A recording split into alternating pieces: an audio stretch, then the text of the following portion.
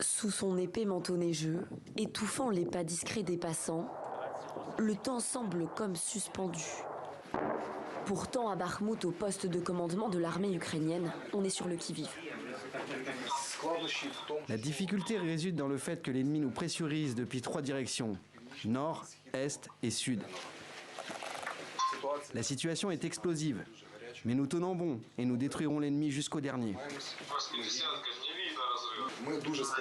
Nous espérons que tôt ou tard, les équipements que nous avons demandés à nos partenaires européens arriveront. Des tanks, vous voulez dire? Des tanks, de l'artillerie, nous les attendons afin de pouvoir contre-attaquer.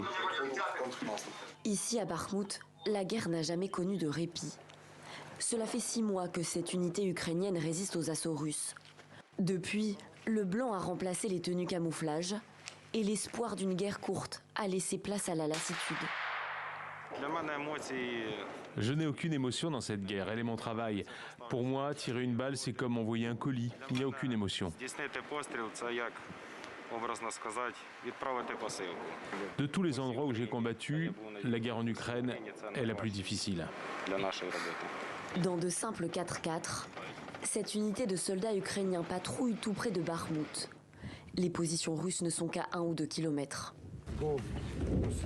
Il faut qu'on y aille. Les Russes ont commencé à attaquer. Il vaut mieux qu'on rebrousse chemin. Équipé d'une caméra montée sur casque et d'un fusil d'assaut AR-15, Virus, de son nom de guerre, semble bien équipé. Pourtant, tous témoignent d'une armée russe bien mieux dotée en artillerie, en aviation et en hommes. Pour ces Ukrainiens, le combat n'est pas égal. Les lourdes pertes essuyées à Bakhmout lui ont d'ailleurs valu le sobriquet de hachoir à viande. Les Russes ont très peur parce que lorsqu'on passe d'une position à une autre, ils passent leur temps à tirer.